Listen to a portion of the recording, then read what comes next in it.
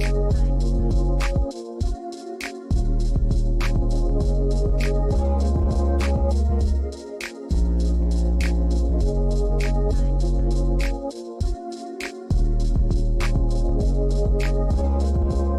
on in. Come on in. Come on in. Now come on in. Now come. Sorry, y'all. Y'all know I'm weird. Whatever.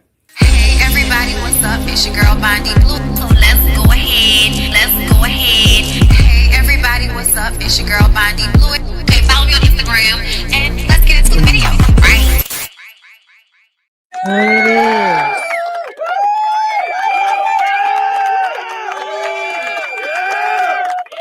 What's going on? What it is, yo? What's up?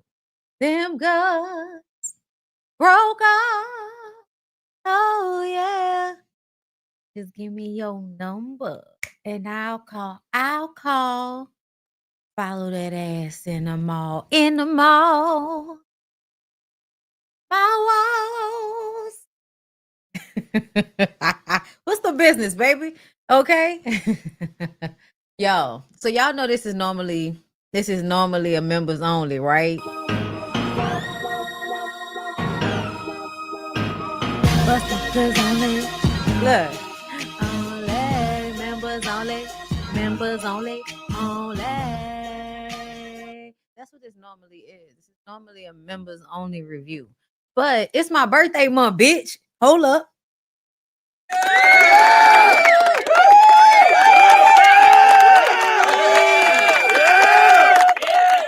It's my birthday month, bitch.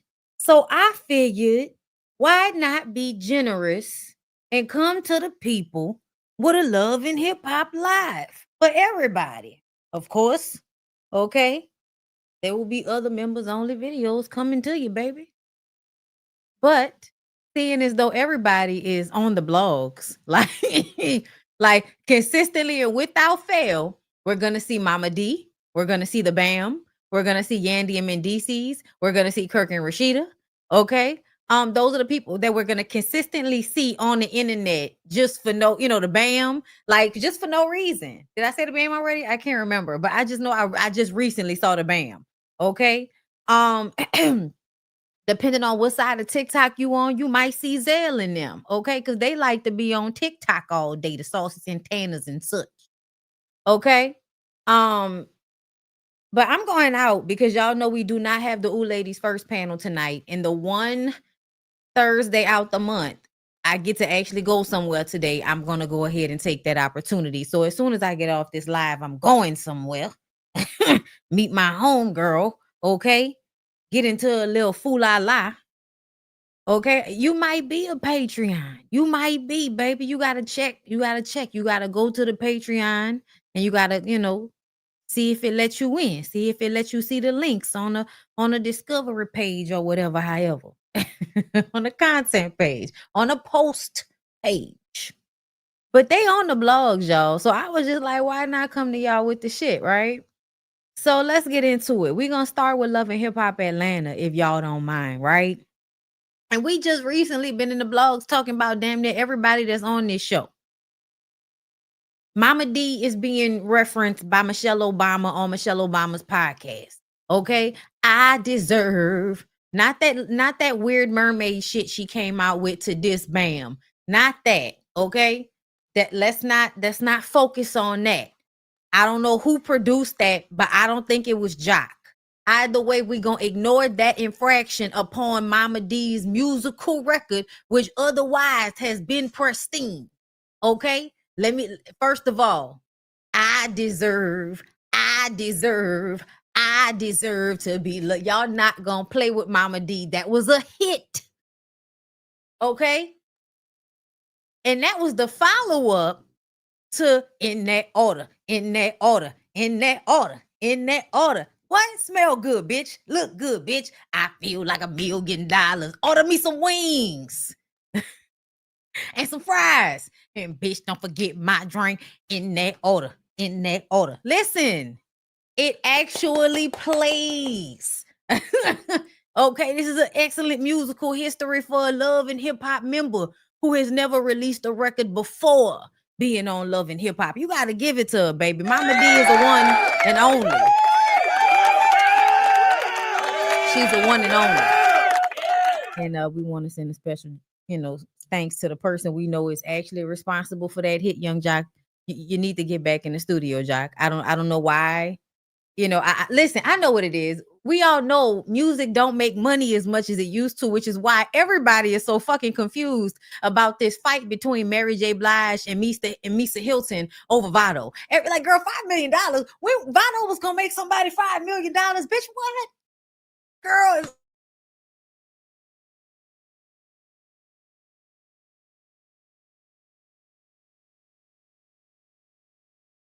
hold up. I'm spinning. I was good and now I'm not. Illegality money, okay? I don't know. Shit suspect. I don't know what's going on over there. But it's very much giving power.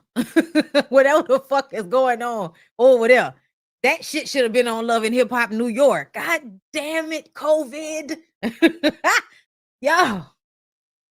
So let's get into Love and Hip Hop Atlanta, okay? I'm rushing through 2 episodes. You can see down below in the description box the 2 episodes that I'm referencing, okay? For my stand, for my information as well. Because child, I'll, get all mixed up when I go back to cut shit up to make playlist. But let's get into it. Kirk and Rashida go to court for Jasmine's son. He wants the son to have his last name. And now once they get out of court, they have joint custody.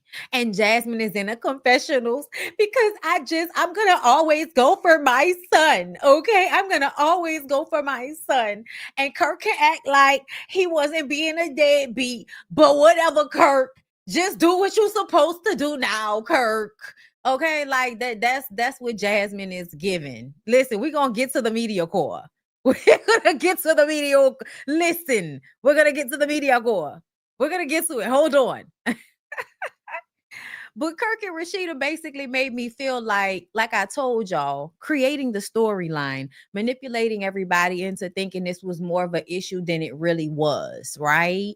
Because Kirk, why were you pretending like you wanted full custody? Why were you acting like you were actually going to take that child out of his mother's house to bring him over there to possibly be low-key ignored by Rashida? Listen, I don't know what would have happened for real. I don't know what would have happened for real. But you just never know. Why would you do that? That just don't make no sense. That man, let that girl take care of her child.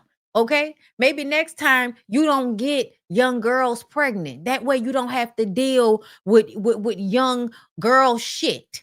That's what you and Rashida over there trying to be old and mature and all of that. And your man ain't been out here having babies with babies. Okay, this is the reason. This is the reason why that shit not cute.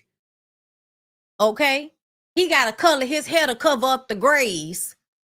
And he going to pick up a baby from goddamn kindergarten. Somebody get help. Okay, but you know what? Rashida had her good wig on. Rashida had her good wig on down there to the courthouse. And I bet you, listen, when Kirk said that Jasmine wants to fuck Rashida, I was just like, I could see it. In that moment right there, I could see it. I could see it. And I don't know what's going on with Rashida because she don't really tell us her business like that. But it's either you're not really into sex like that, or you just really over there getting dick from just Kirk since you met him at 18. Girl, if that's your life, I'm glad you got money. If that's your life, Rashida, and I don't know if that's your life, but if that's your life, Rashida, I am so happy and glad that you have money and houses in the Bahamas. I think we can all say that, you exchanging your freedom, your pride, whatever future you would have had Kirk not been fighting you tooth and nail on everything you wanted to do along the way. Girl, all right? You forfeited that person for this person. And as long as you feel like it's worth it, girl, congratulations. The sale was a good deal. It was a good deal. It was a good deal. It was a good deal. Because please understand, this is why y'all remember a long time ago, we had a conversation on the Ooh Ladies First panel about viewing marriage as prostitution in some way, and not to demean anybody, but to make you understand that it is still at baseline traditionally a transaction. It's a transaction. And you think it's not a transaction, but it's a transaction. Okay? It is. Marriage is a transaction. It always has been. And now that everybody feels like their feelings, their emotions are what's driving them. So if their emotions are driving them instead of money and comfortability or servitude, then it's better. It has more integrity to it if you really are attracted to or in love with a person when you decide to be with them. That might be the case. However, what you come to find out is everything has a dollar on it for a reason. Your marriage license has a dollar on it. The wedding has a dollar on it. The dress has a dollar on it. The ring has a dollar on it. The house, the children, the vacations, the anniversary parties, everything, all of it has a price on it. So stop acting like it's not transactional. Okay? That's all I'm saying. And what we have come to find is a lot of the women who are long suffering, i.e., Miss Steele over there from the Dear Wifey podcast, her, other women like her, like Rashida. The idea is that God has impressed upon them to suffer like Jesus, so that at the end, they will be financially compensated for their sacrifice. That is basically what everybody is not saying about what's happening here, because that's what Rashida was telling us. That's what Rashida was telling us at the end of the day. In that interview, they basically just ran through everything that happened between them and summed it up to the one baby mistake and Kirk really being her biggest supporter and her in the driving force behind her being so successful now, and the reason why they have the wealth that they have now. And if Rashida don't want to work, she don't have to now, is because Kirk and her were together. Because if her and Kirk weren't together, she probably wouldn't have been able to do all of that on her own. I actually think it's the reverse. I think that Rashida would have probably been able to do way more if she didn't have Kirk fighting her every step of the way. Like, think about Candy. Rashida and Candy have the exact same mindset when it comes to business. And it took Rashida a lot longer to do the things that she really had on her heart to do, because Kirk was there every step of the way, adding in a little bit of doubt, adding in why you shouldn't do it, adding in why it may not work, adding in why it may not be a good idea because, it's going to inconvenience him in some way. So he's going to have to mansplain it to you, which is add bullshit onto it as to why you shouldn't do it. It's going to be too much work for him. He don't feel like doing all of that. It's something you want to do, but now he's going to make it seem like it's something that's going to be coming off his plate. So I just want y'all to check how, just in general, okay? Not in every situation, but in general. Y'all remember we was talking about the wealthy men, and then the men that's under them are there to keep the women in check.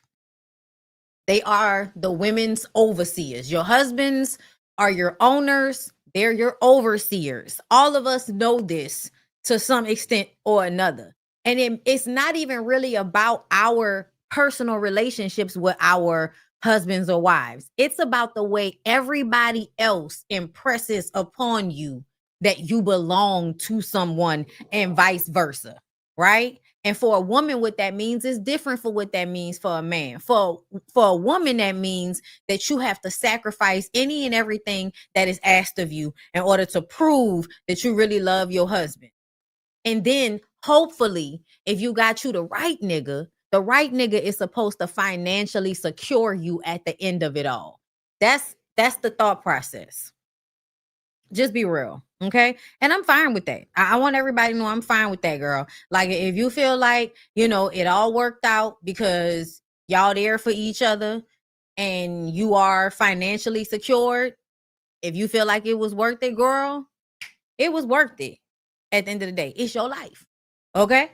Scrappy and Shakira get the DNA test. Shakira is mad because of what happened with Scrappy and Mama D last episode, where basically she decided to come with her energy on 1,000 to prove that whatever Mama D could come with, she could come with too, which is why she came to the episode with a muzzle for Mama D. Like that was quintessential Love and Hip Hop Mama D tease for you to come in with a prop.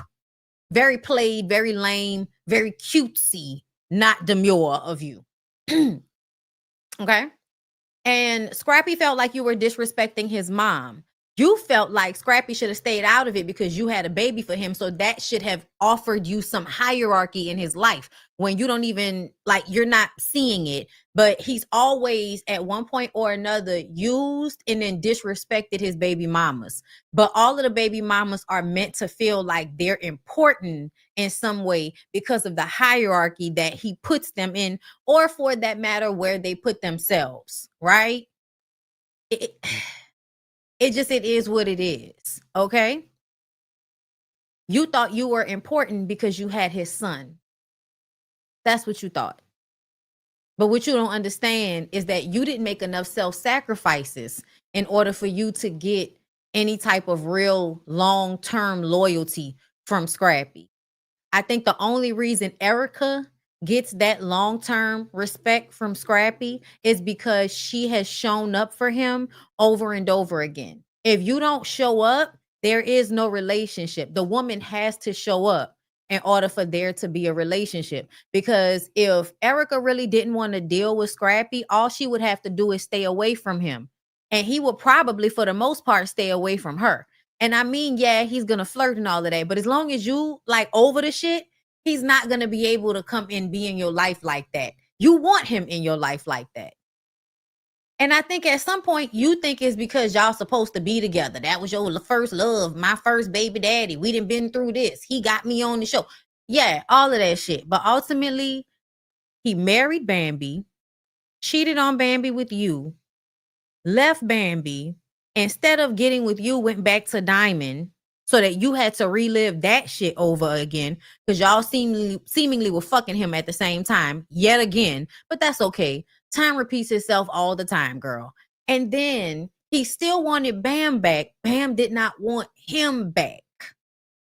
So then he goes back to you and you're a placeholder, a good friend, until he find the next one. And he gets this new girl pregnant, and that low-key really made you look dumb. But what saved you is that you never said y'all was in a relationship, but you were still going out bad on his behalf. And now you still showing up. And I feel like now you showing up to save face and show that you was really just his friend and it wasn't really a romantic situation, right? So you showing up for him and Shakira and all of that, looking at your menu, acting like you wasn't pissed off when you found out that nigga got a random pregnant during a threesome, like y'all wasn't taking vacations and bumping nasty. And it's supposed to be all of this history and all this love there, right?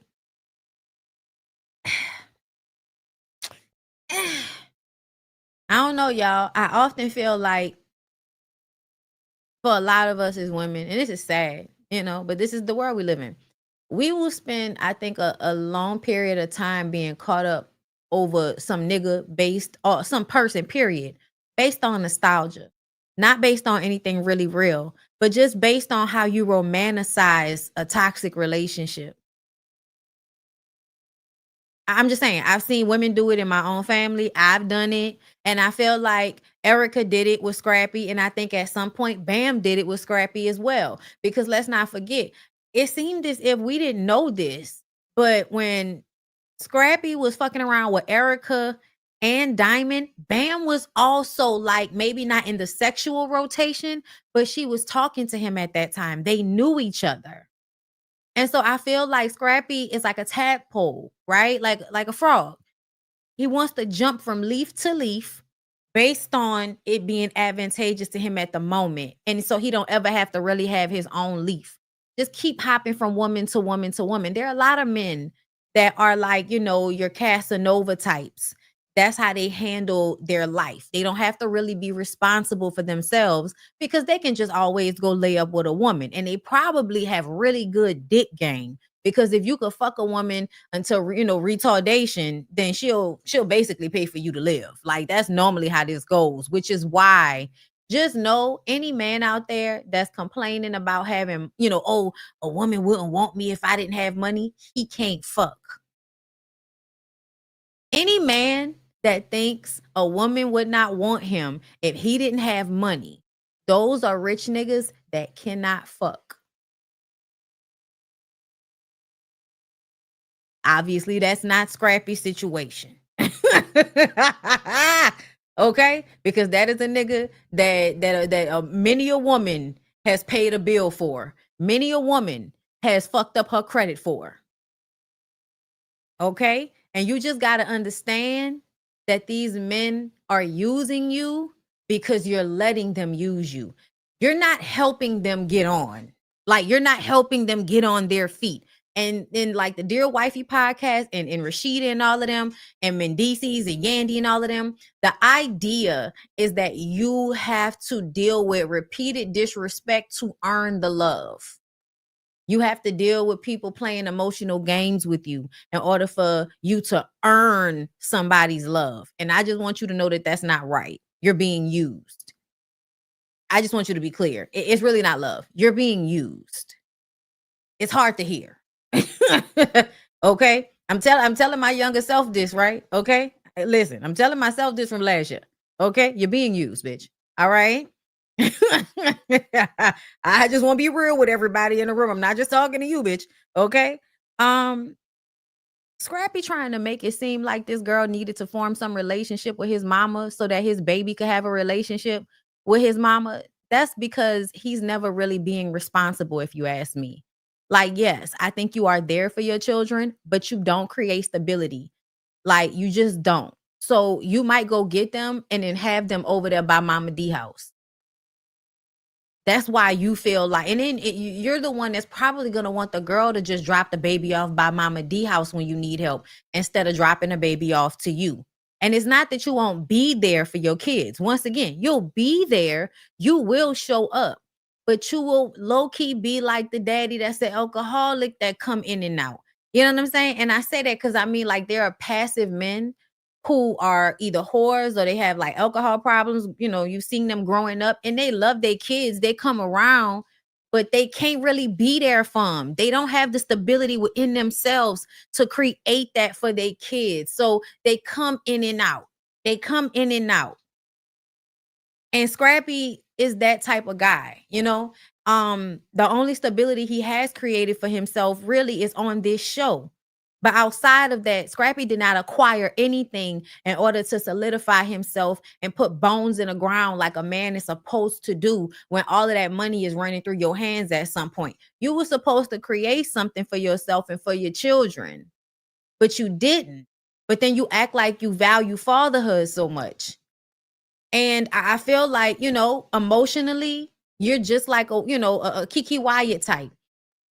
Your children love you and they will always love you, and you have a hole inside yourself that you always want other people to fill. Children help fill that for people. When they have a hole that they need to fill, they will sometimes have children because those children will have an emotional dependency on them just off rip. Your kids love you off rip, right? Look at the way Scrappy's daughter was acting on the last episode.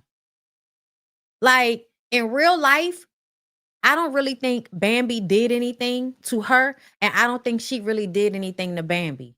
I think that this is about how her parents are warring with Bambi, and she just feels like she has to be, on their side because that's her parents. So now she's adopted their beef because that's, you're a teenager. Your emotions are on high, and you feel like your parents are for you to be you got to defend your people. That's my mama. That's my daddy. Fuck that bitch. Like, yeah, I get it.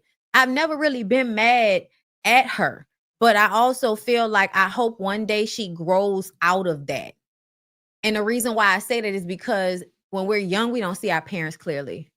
We just don't. We don't see them clearly. It's not until we get older and we realize how childish they were that we realize, damn, like y'all was really acting like some fucking children, bruh.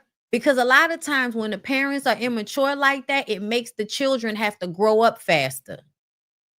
You know what I mean? Like it is what it is. So at some point in her life, once that brain all come all together, probably around 26, 27, during those years, she will probably start to like, because she already see it, but that's when she'll be able to like emotionally detach herself from it, right? Because when you're younger, your emotions are at the forefront of everything you do. It's not as mental. But once that brain get fully formed, it can become more mental than emotional. And you will start to see shit a little bit clearer and be like, man, listen, I need to go no contact with you motherfuckers for a little while. So we'll just see. We'll just see how it all turns out. Okay. But Shakira, yeah, it is giving immature. It's giving you thought having a baby with him was gonna make him like a ready-made baby daddy boyfriend for you, and you got your face cracked. Like that was just dumb. For everybody who think, oh, we don't hold women accountable, excuse me, that was some bird shit. Now you done brought a baby into a toxic situation because you wanted attention from a famous nigga. Okay, good luck with that. Carly's being delusional, okay? Planning this wedding, even though she and Tilo are already married and he's constantly running out on her, and there's obviously abuse and cheating happening consistently without pause throughout this entire ordeal. She calls Yandy and Kendra to come and help her plan the wedding. And of course, they're trying to be supportive because they're both levels of delusional as well, right? They're both married, and I'm doing quotations for Yandy because she's had 2 weddings and we still haven't found a marriage license anywhere. Okay, that's what the people say.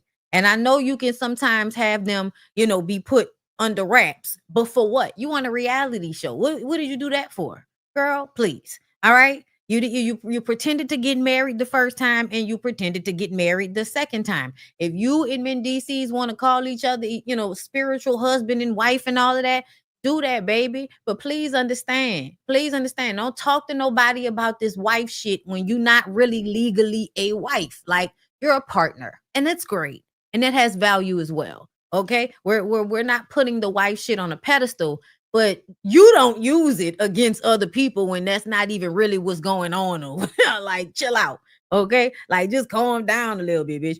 But Kendra sitting up there talking about, I really want Tilo and Carly to work this out. I don't think they really gonna work it out though. But that's what everybody said about me and my man, and we still together. Whenever somebody saying we still together, like it low key make me want to laugh, right?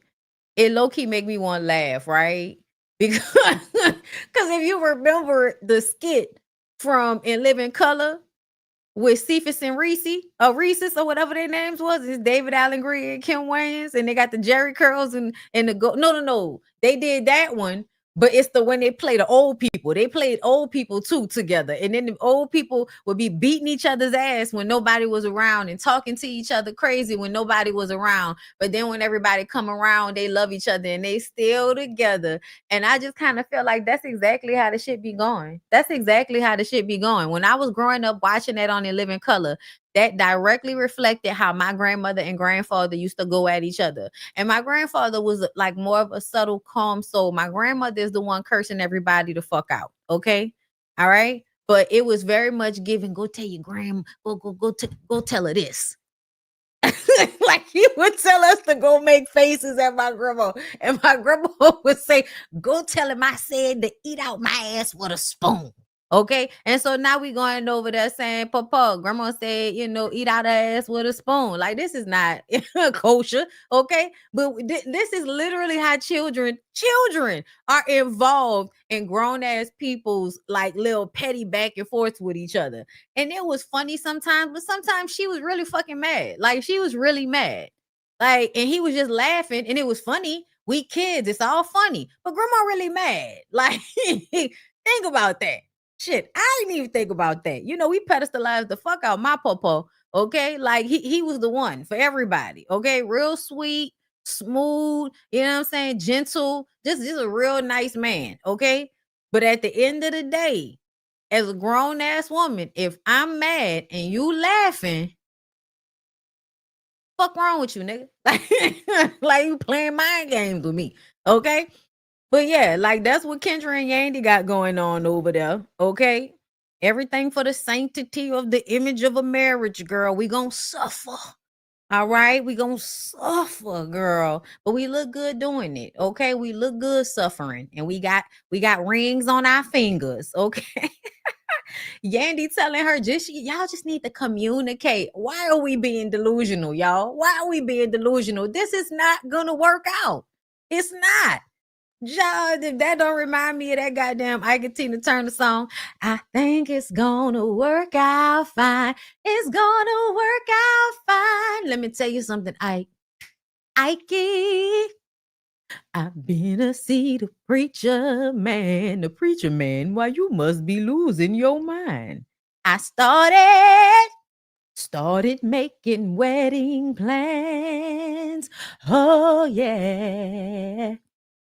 If your love is as half as true as the love I offered you, oh darling, I think it's gonna work out fine. And as we see, it did not. As we see, it did not.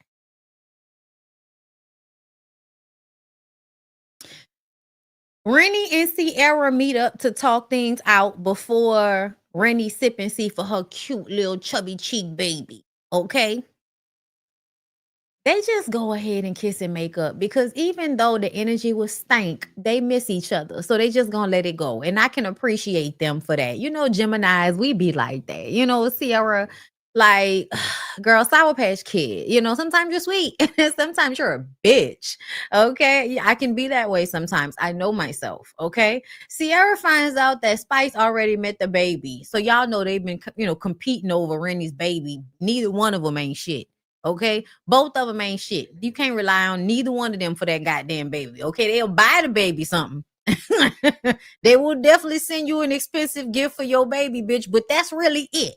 Okay, acting like they really over there being good aunties and all of that to that baby. Stop it. Everyone is arriving for the sip and see. Rashida asked Zell to walk in her fashion show. Then Saucy comes in and he says, me and Zell, we need to talk. Okay. And so they have a conversation and Zell was just like, Zell flirting with him, flirting back and forth. That's always my boo. That's always my boo. That little shit. Right.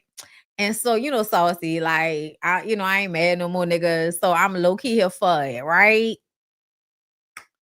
And Saucy basically, well, first Zell apologized for throwing food at Saucy because that shit was real, like, fucked up. Even when he said it, it was just like, yeah, that was harsh, right? And Zell apologized, and Saucy accepted it and then apologized because, like, I never really apologized. So I'm like, I'm really sorry for that. And that relationship I was in, and they both crying, and until you could tell, like, you holding it in your throat, so you got that like knot right there, it hurt. And Saucy was just like, I was in an abusive relationship before you. And then when I got into the relationship with you, it's like I was trying to antagonize that out of you. Like, this is really, these are not the words, but this is what was happening. Okay. You are expecting somebody to treat you like shit. So you low key beat him to the punch because I ain't no punk. And I think I might have said it a long time ago that Saucy act like somebody who a lot of people have treated badly. So he just is like that with everybody. Like somebody that if you had not broken them as a child along the way, because y'all know how y'all are mean to kids, right? People are mean to kids, especially if kids don't fit into a certain model that you think they should fit into. Family members, strangers, everybody, especially Black people, child will just bust out their mouth with some of the craziest, meanest shit to children, and children never forget that shit. And and don't even talk about being physically abused and hit and shit for being gay. All of that stuff that we go through as children growing up into adulthood, it really affects the shell of a person that you get once we're adults. Once we grown and now we can make decisions and handle our shit for ourselves, but we still have the same emotions that we had as children, which is that somebody is hurting me and I don't have any power in the situation.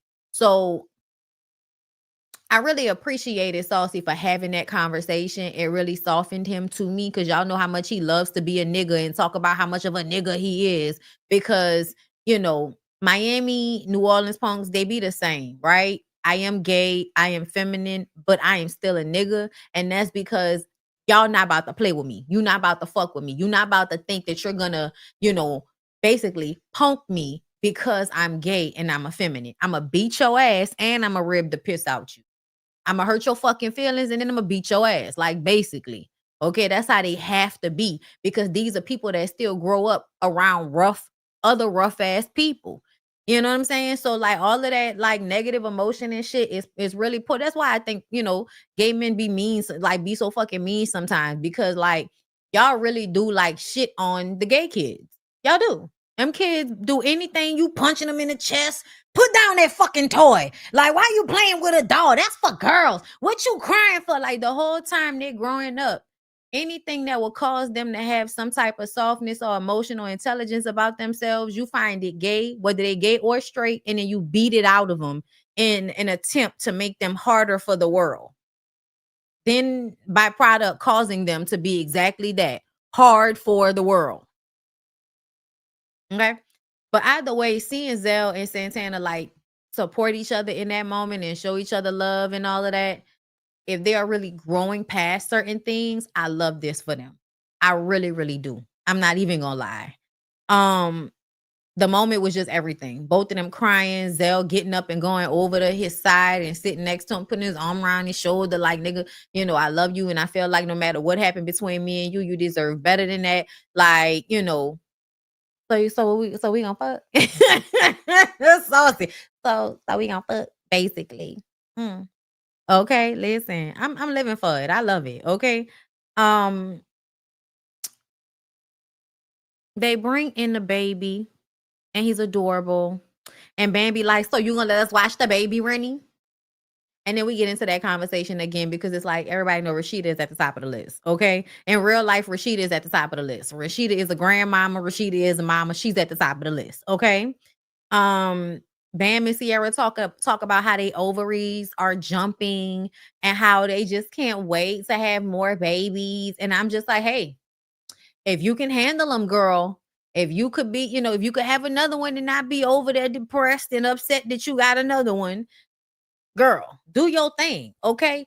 Bend it over, bust it open, all right? Carly, because y'all keep a man and y'all keep a job. So I'm never gonna tell you not to have a baby if that's what you want to do, girl. Okay. I am the Erica Badu school of thought. You ain't gotta stay with them niggas. You just gotta make sure you could take care of all them kids you have. And as long as you can take care of them financially, girl, I have nothing to say. Okay. Because women, for some reason, always, especially in our day and age, have more sense about these things than men. Like women will have the amount of children they could literally really take care of, right? I could take care of 4 kids. You know what I'm saying? Niggas out there, 10, 11, 12 kids, stop playing. Stop playing. Carly comes in with a sticker still on her glasses. I hate bitches that want to show name brands so bad that they just don't, what you keeping a sticker on the glasses for so that you could look into the glasses and see the sticker? Y'all, Carly comes in and says Zell owes her an apology. He's friends with Bunny Racks and online talking about Tilo. You can't be online talking about my husband. You bitch, you online talking about my husband, bitch. I'm gonna choke you while you talking about my husband.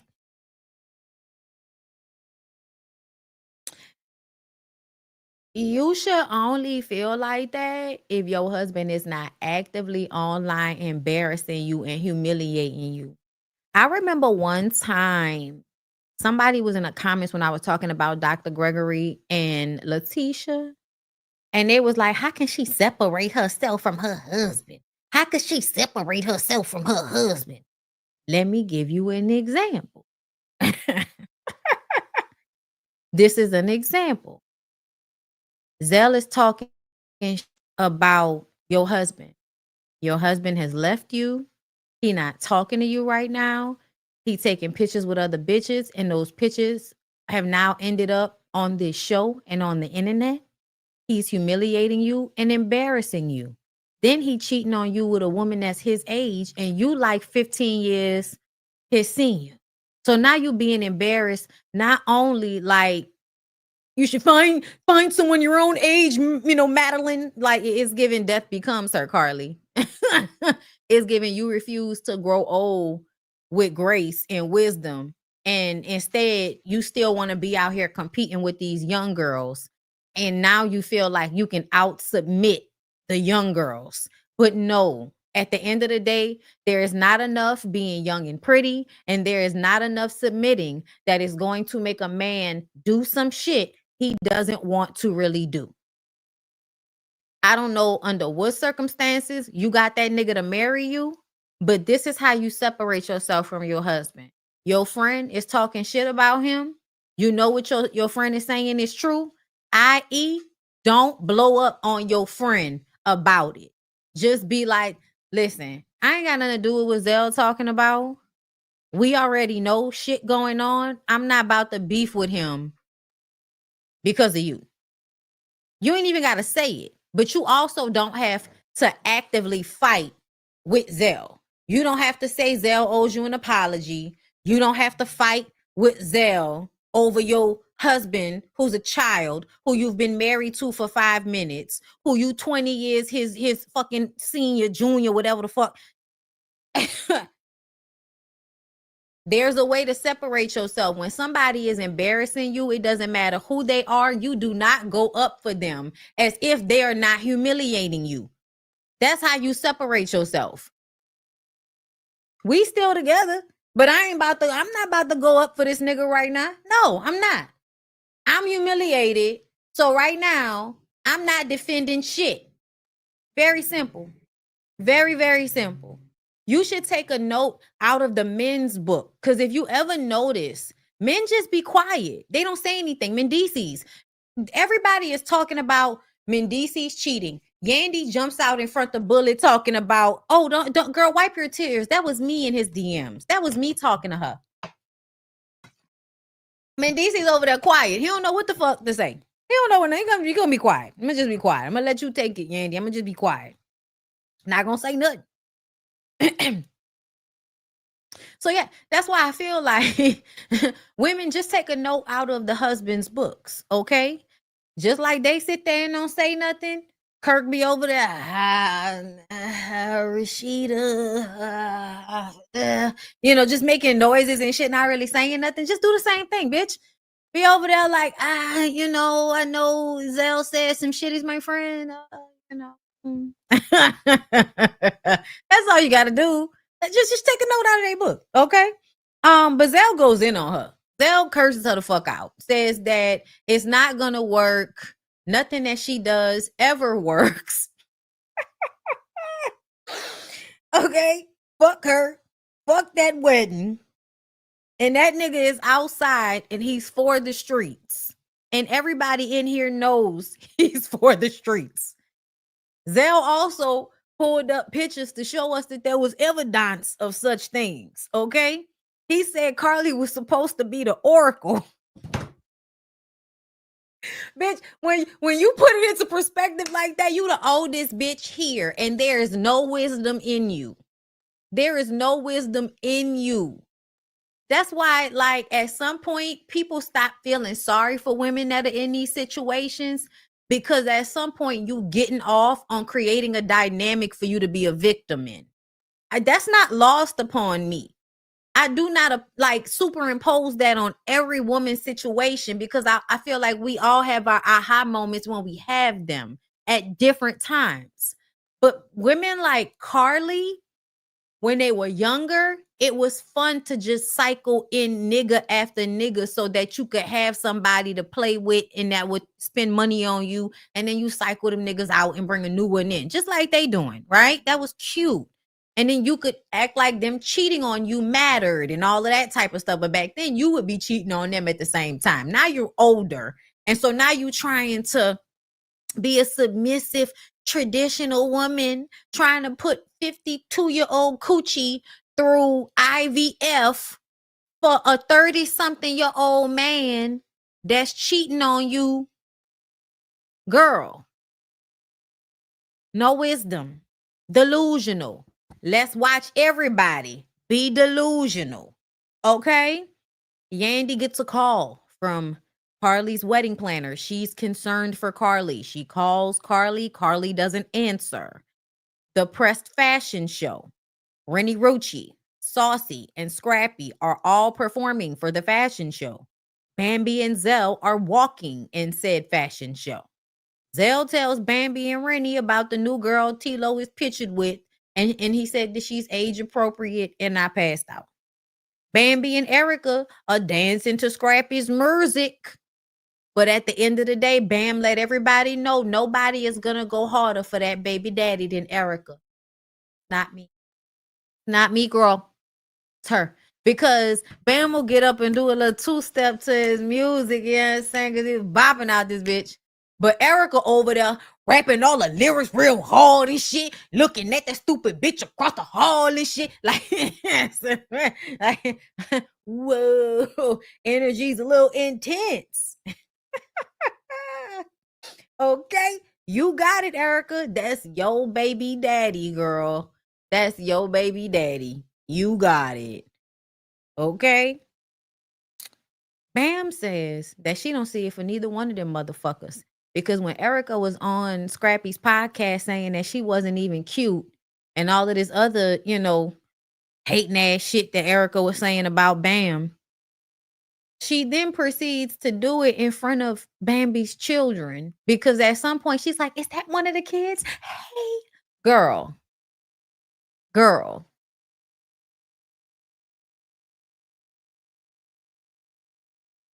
Bambi said, I don't see it for neither one of them sitting up there talking shit about me in front of my child. Then E-Money is there. And when Bambi walks down the runway, Erica has to tell E-Money to just be cool, and all of this shit. And I'm just like, why? What was the alternative? What was the alternative? Please show me the alternative. You having a stank ass attitude just like your mama taught you to? Okay. So Zane is back in the house as we knew he would be. I mean, we need help to pay these bills. I'm sure Zane brings in a little bit of money.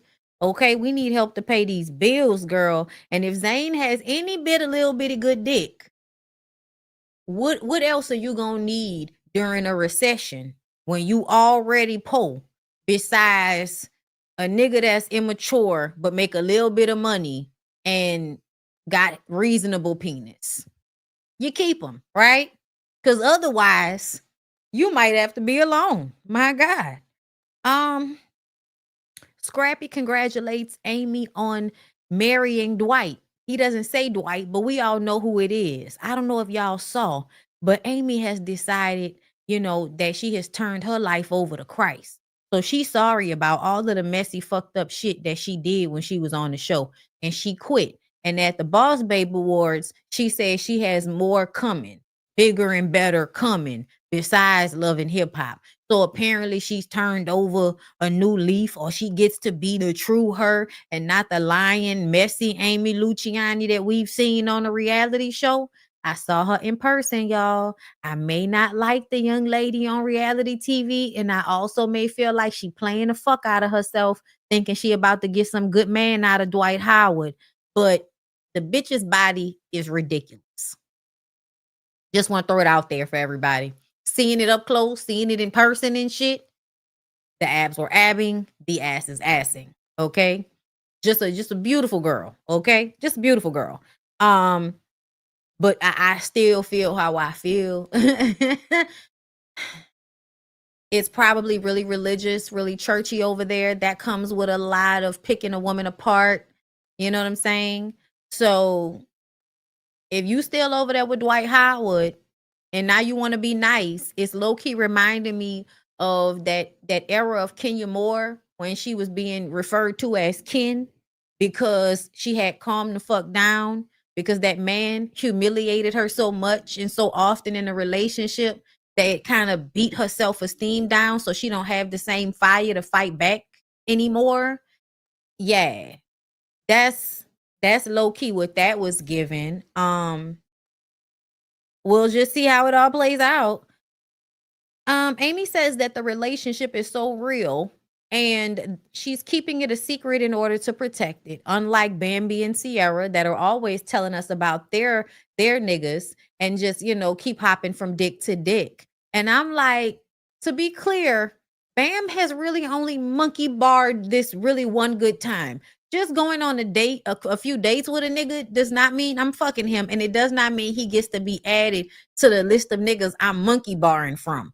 But I like Bambi was married for like a few years, like 5+ years, and then got divorced and then started dating. So when you really look at the scenario, bitch, I'm gonna monkey bar because I'm not about to stay with no nigga just because. Like y'all make it seem like, oh, because women are out here moving on like Maya instead of staying in these stupid ass relationships for long ass periods of time, wasting their time with some stupid ass nigga that they're a whore or something like that. Bitch, I would rather be a hoe.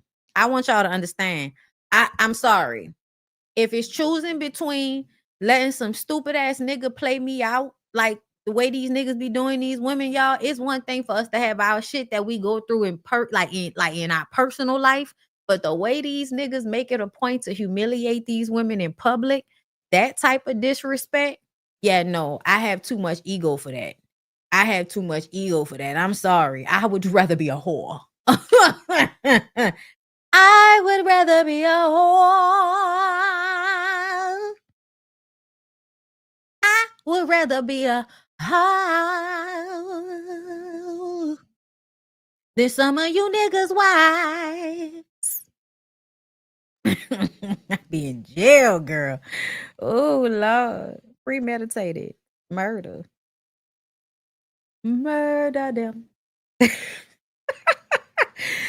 So Bam is on one. And when Scrappy sees Bam coming, he runs in the opposite direction because he don't want to have to be held accountable for nothing. So he just run in the opposite direction. You do that, young Merlot. We don't have time for you and Bam to be arguing. Carly cries to Yandy and Amy. Tilo was mad about the budget for the wedding. She went over the budget. He disappeared on her. And then she went out of town on him. Amy says it's too immature for married people up and through there. Carly says that she lost herself in this relationship. Did you?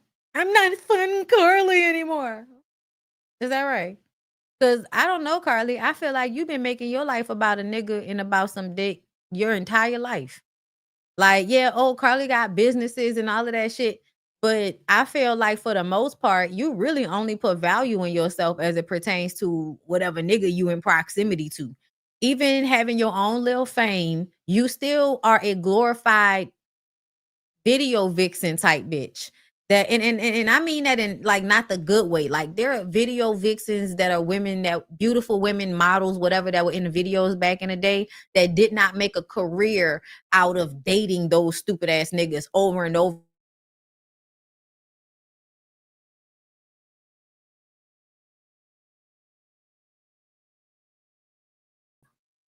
I'm sorry, y'all. I don't know what's going on. But there are a lot of women in the industry that are not about to keep dealing with repeated, repeated artists and all of that. Carly has done this shit over and over again. I no longer feel sorry for Carly. I feel like Carly at this point should be old enough to know better and do better. And I think she would have aged better had she done better for herself. Yes.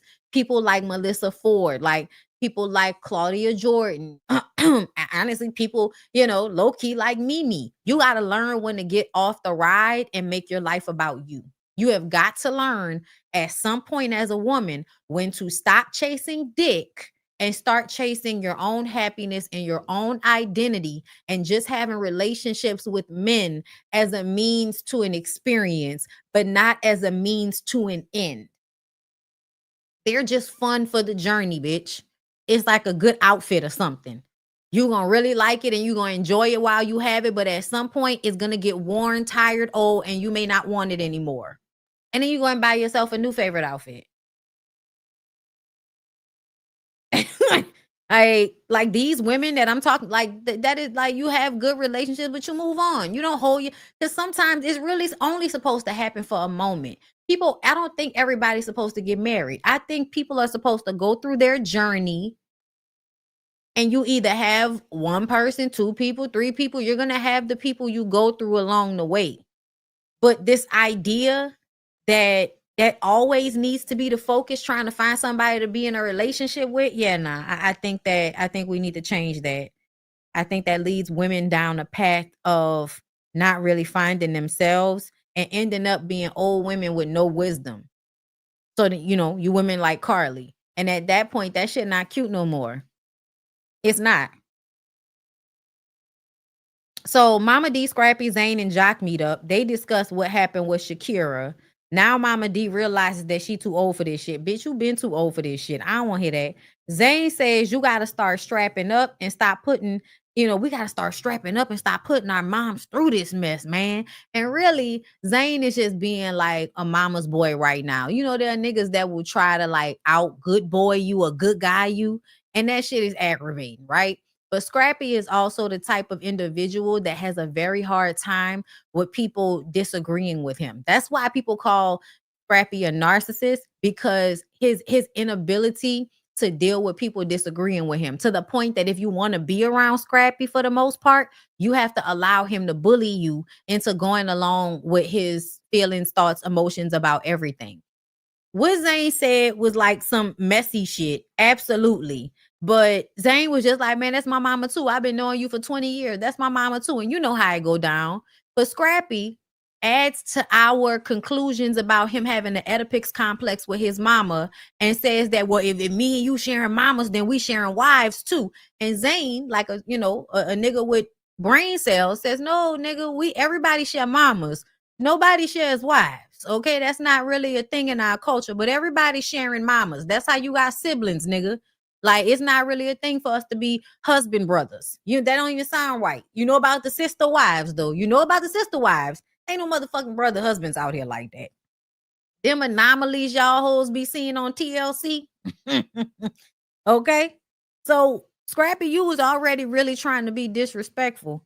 And then you just didn't like the fact that son told you need to put a condom on your dick and stop having children with random women who you don't know how they're going to blend with your ignorant ass mama. Everybody that you get with comes into your life, fights with your mama. Your mama crosses a boundary. Your girlfriend or your wife end up disrespecting the fuck out your mama. That's always the situation, Scrappy. At this point, you should really not even be trying to introduce nobody to Mama D. At this point, you should really just be out here making decisions and like, I'm gonna bring my baby by my mama. Y'all don't really need to be around each other. I'm gonna be the go-between, but you don't want to be responsible enough to really be the go-between so that those women don't have to have relationships with your mom. You don't do what you're supposed to do. So usually they end up having to have relationships with each other. Okay. Scrappy stands up because Zane was like, man, that's not cool for you to say that shit to me about my wife. Don't play with my wife like that, right? Scrappy got up, stood up, and started walking around the table. What you mean? What you mean? Nigga, I said what the fuck I meant. That wasn't cool for you to say that shit to me. Talking about I was joking. Yeah, nigga, that's me talking about we sharing the mama. You talking about sharing my wife. That's not the same thing, Scrappy. It's really not. And Zane had every right to tell you was fucked up. And I'm low-key glad that he didn't let you punk him, because you really did like raise up and start walking over to him very predatory like. And I'm glad you kind of slowed your step and let security come walk in front of you. But it was just like, Scrappy, I'm really gonna need for you to go get like help. Like, I don't know what you need to do, but you need to go and put all of that angst and that like emotional energy that you have. You need to go put that into some shit. You need to go read some books. You need to go get into some type of education about something. Maybe pick up like a physical combat, hobby or something. That way you have a space to go and work out your frustrations and work on your body. That will help you with your endorphins so that you can stop having these overly emotional responses anytime somebody says something that you don't like or that you don't agree with. Like, because you really be doing a lot, sir. And you too old and you too big for that shit. Okay. Jock is over there laughing and feels like Zane is tripping because he's just trying to be like the better son and he really don't want to let it go. And I'm like, Jock is the like sometimes the example of how people will be there for the entire situation, but because they're so used to being on the crazy nigga side to keep the crazy nigga calm, that's just how they mind work at this point. At this point, we know we can't do too much because Scrappy is going to bitch out, right? He gonna be dicked out, as Kevin Gates would say. Okay, up there dicked out about anything. Okay, just up there dicked out. Anytime somebody say something your ass don't like. If y'all was looking for context on what dicked out meant, okay. And then Mama D jokes about wanting to steal that lady baby, man. Something wrong with Mama D, bro. Why is you joking about wanting to steal that lady baby? Because after he almost threatened to kick Zane's ass, he sits down, calms down, and says, "Look, son, I'm going through a lot right now, and maybe this is why." They start burning the top layer off the cake, and it says, "You are the father." What the fuck? Cause it's supposed to be like a gender reveal, but no, we burning the top layer off the cake so we could see if you are or are not the father. That shit is hilarious. Y'all, I laughed very, very hard. Lord have mercy. Bam talks to Jessica about how she is really falling in love with Ray. And we thought that she might have broken up with him after we saw how drunk and how weird he was acting, y'all. And let me tell y'all something. There is nothing I cannot stand more is when I feel like men are dick riding, right? Like, you know, as a man that you can't trust women, but you think you can trust niggas. Like, it'd be so weird to me the way men will like join forces so that they can make fun of women together or they can, you know, objectify women together like Ray did. Ray and Zane. Oh, you going fuck, huh, son? Oh, wait, calm down, nigga. You're not even getting a cutty right now. You're not even there's no cutty. There's no cutty. You're not getting any cutty. What's happening? Why are you trying to congratulate him on coochie he not getting? This is too much. I don't like it. Okay. But that you know, after all of that, we was wondering if they broke up. But she just reposted him recently. They have not broken up. They have not broken up. Okay. They still together. And if it works for Bam, I'm happy for her. Okay. Jessica is dealing with family drama after her sister passed away. They didn't really get into detail about it, but we haven't seen her. So I'm guessing it's a lot. Spice has a video shoot at a school and invites the cast there. Spice says that she didn't know Jessica was coming to her event. Jessica says she came to trash it like she did her last event. Y'all remember Spice lost her shit because Jasmine and the girl that Mendices was flirting, well, Yandy was flirting with in the DMs. Jessica's cousin was there and Spice lost her shit. Essentially being dick die over these nigga side chicks being in the same building as her. Right? Okay. So Spice was like, you know, I'm not gonna do it. I be wanting to do her accent sometime, but I'm not gonna do it. I do love the way they talk though. So Spice basically explains the concept for her song, uh, Hell No. And it's a concept about how men are always trying to slut shame women and they kind of coerce women into doing things by either slut shaming women or trying to say that, oh, you uptight, you know what I'm saying? And you ain't gonna be able to get a man being like that. Like whatever it is, you're trying to coerce the woman by telling her some lie. You're trying to coerce her into getting what you want to get out of her, which is usually sex. And then after that, it might be money. It depends on the type of nigga you fucking with. Okay.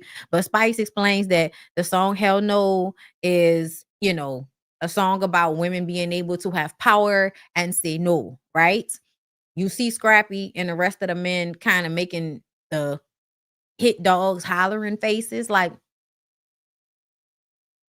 but that's what you were doing, Scrappy. That's what you were doing, love. Like, you really think that getting them girls on Love and Hip Hop means that all of the labor you got out of them was equal, and it really, really wasn't. I just want you to know that. I'm sorry. It wasn't. It doesn't seem to me as if Love and Hip Hop pays enough for the shit they went through with you to be worth it. And that's from Erica to Bambi. Like, no, you could have just been my little boyfriend. Like, I feel like Erica might, you love your children and all of that, but what my life might have been like if I had not spent all of my young life worrying about Scrappy, whether it was being in a relationship with a Scrappy, not being in a relationship with Scrappy, finding somebody so I could make Scrappy jealous, fighting with Scrappy's baby mama, going to court with Scrappy because he not paying child support. Like, I feel like throughout all of that, like, he has been at the center of Erica's world that entire time. And I feel like that often happens when women fall in love with these niggas in the age range between, I want to say between about 15 and 21. If you fall in love with a nigga in that age range or have babies with a nigga in that age range, it is very hard for you to like not center your life around them. Like, to me, that's just what I've seen, y'all. It's just what I've seen. And good women usually grow out of this, but they usually spend a good decade of their good young life worrying about a man that will not change and trying to make him change and thinking that if only they do this or do that, that it will make them change. And the men know this. We're going to talk about that when it comes to Fabuloso. That's what I'm going to call him. Okay. Jessica takes Spice outside to see Bam. Bam waiting up against the lockers like she was ready for a fist fight in the hallway. That shit was hilarious. So you took me off the Cass album, huh? And she was like, yes, I took you off because I wanted you to be comfortable. Okay. And then she brings out a video that shows Amy saying that she wrote her verse in a car before she came to the studio. This means that Amy lied. Spice is trying to act like Bambi was accusing her of something. She was accusing you of being messy because that's what you did with her. You played Amy's track so that she would come back with a diss record. And that's not exactly a bad thing. You wanted her to have some emotion so she could come harder on the track. Sometimes somebody getting upset actually does make the music better. We've seen this time and time again. You really are supposed to be like funneling your emotions through creative medias so that you could work through those emotions and release them in something that is fruitful for you. Anger is one of those things. I do it all the time. Y'all piss me off in comments or say some dumb shit and I get up here and create fabulous content. Okay. That's how I feel. Shit. Okay. So I feel like it's the same thing. I don't think it was necessarily that bad, but you denied it, Spice. You denied kind of convincing them to do that. When you was talking to Saucy Santana, you was admitting that that's what you was doing. But when it came to Bam, it was like you was denying it and you just wanted to say that Bam wasn't a real artist. So how dare she step to you in the first place? You were the one that did not seem to understand that Amy was lying to both of y'all because Bambi was not lying. Amy absolutely said out of nowhere to Bambi, did you know that I had a totally different song before I came to the studio? And Spice played something for me. And I was like, oh, well, let me write something about her. Spice says to Bambi that the initial song that she came with was mediocre. She meant mediocre. She meant mediocre, but the way she pronounced it was mediocre. Okay? The song was mediocre. And you only had 11 followers on Spotify. Zell in the background. All of the girls got low followers on Spotify. Amy, bitch, but ain't nobody done sold out a mixtape. We not talking about mixtapes. We talking about followers on Spotify. Listen, I don't know why you talking to me. I'm talking to you because y'all ain't gonna keep playing on my girl Top when she not here. Okay, whatever, Zell. Hold up, bitch. Don't touch me. Man, what the fuck is you talking about, bitch? Ain't nobody touch you. Bitch, I listen, you did touch me. I said what I said. You got low followers on Spotify too. That was basically how that argument went. Spice wants to get smart in this moment, right? Spice is like, why does Bambi keep saying that you told her that? Amy's response, girl, she don't like me, so she just want all y'all not to like me. Now, you have video evidence to prove what Amy said in the studio, But nobody on production could pull up the clip that they kept inserting the whole season where Amy said the shit. Like, what's really hood, hoes? Like, what's really hood, hoes? Like, get y'all life together. Okay, so y'all know Bam, was like, I'm out this bitch. Wipe her name off the board and all of that. She left. Okay. And that was that on that. Y'all know they gave their little life, girl, Amy not coming back. End of story. Okay. Let's get to Miami, bitch. Let's get to Miami. And can y'all do me a favor? If y'all want to, y'all can show me a little bit of love. If you want to, it is my birthday month, bitch. Okay, so I'm probably gonna be begging y'all for money all month. So thank you. Anywhere you go, give it all. Anywhere you said, anywhere.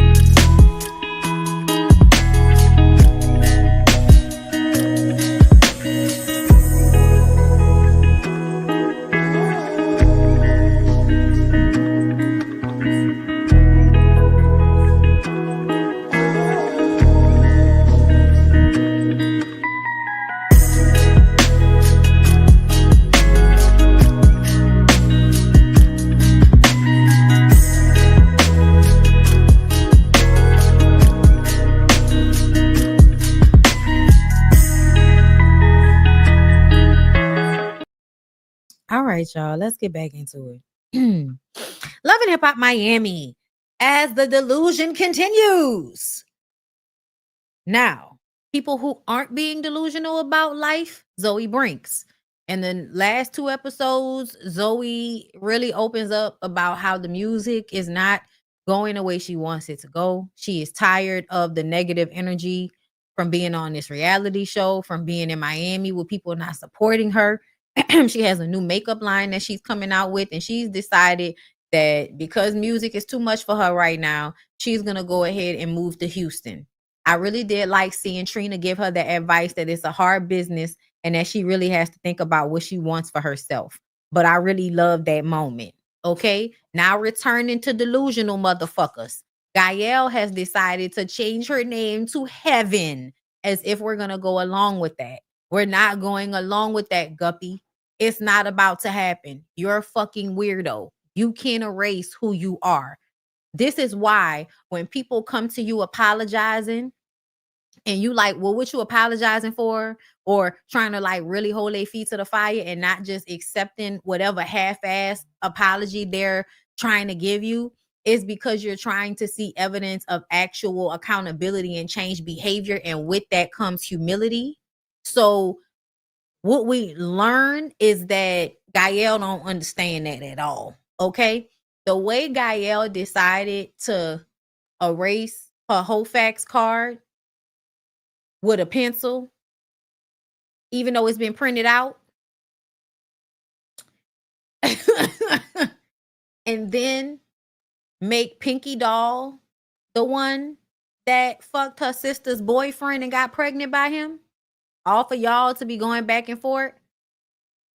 At first, I felt like Pinky Doll was tripping. Like, no, girl, I don't know if Gael put a battery in your sister back. Your sister really don't seem to fuck with you like that. She's jealous of you. Yes, you're helping her, but the envy is an overpowering feeling for her. So instead of letting it go and trying to figure out a way to pop on her own, she would rather eat off your plate and then hate on you behind your back. Okay? We see it all the time. Sisters act like that. Everybody don't have a good relationship with their fucking sister. Okay. So you see this type of jealousy bullshit between siblings all the time. Right. I felt like Pinky was low-key being delusional. But once Pinky explained to Gael's whole ass that She was not attempting to use her coochie as a dish rag the way Flo and Gael like to do. That's not what was happening. That man showed up to that house and he ended up liking her. And so that's who he ended up dating. He was never really dating Madonna. Madonna liked him, but he wanted to fuck with Pinky. And so it was Pinky's baby daddy. You like my baby daddy. That's not the same thing as he was your man and I fucked him and stole on him and got pregnant by him. Bitch, that's not the same thing, especially if that nigga ain't shit and I'm not with him now. Why would we ever still be arguing about a nigga that I'm not even fucking no more? That sounds stupid. The real issue sound like just overall jealousy. And you can't get past it because some people just be in a cycle of fucked up shit and they don't know how to like evolve beyond it. They just like to cycle it and live in it, right? So that's what it seemed like is going on between Pinky Doll and her sister Madonna. But when Pinky Doll confronted Gael and Gael just kept screaming, "You fucked your sister's husband. I mean, you fucked your sister's man. You fuck." I was just like, but Gael,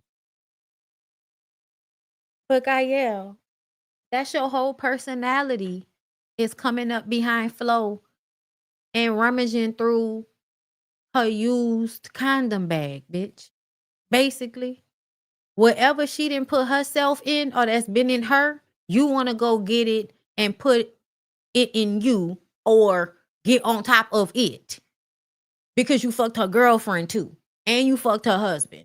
And then she went and fucked with Alan, and then you went and fucked with Alan. Flo just basically has to come to terms with the fact that any man she fucked, Gael also has to fuck. Anybody that you have a relationship with, Gael is going to try to have a relationship with that person as well. Like, so she was just projecting that shit onto Pinky Doll. And it's really weird. It's some weird ass shit, Guppy. I need you to get that together. You a weird one, Mr. Wrench. Okay? But the funny part was her talking about how she not worrying about Fabuloso anymore because she realized that he don't really have no money. He depending on Shay.